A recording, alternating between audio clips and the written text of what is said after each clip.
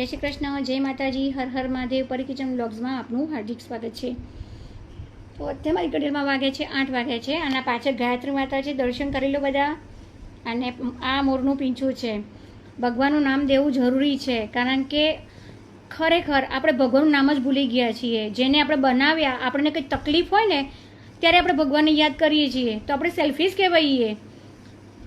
હંમેશા આપણને કોઈ પણ મુશ્કેલીમાં હોઈએ તો કેવું ભગવાનનું નામ યાદ આવી જાય, તો એમને યાદ કરો ને ભગવાનને.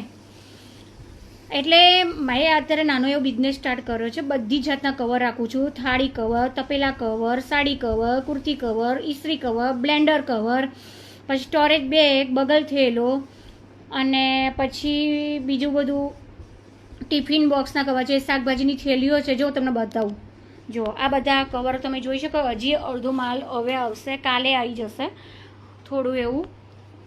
અને અડધું તો મેં પેલા રૂમમાં મેં પેક કરીને મૂકી દીધું. ઠીક છે. હવે આ બધું વસ્તુ મંગાવીએ, ઠીક છે. તું કુરિયરનો ચાર્જ કેટલો લાગે છે તો મને ખબર છે.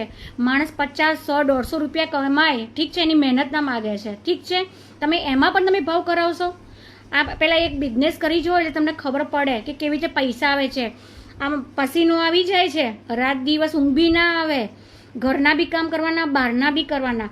તમે મોલમાં જાઓ તો ભાવ ઓછો કરાવો છો, હોટલમાં જમવા જાઓ તો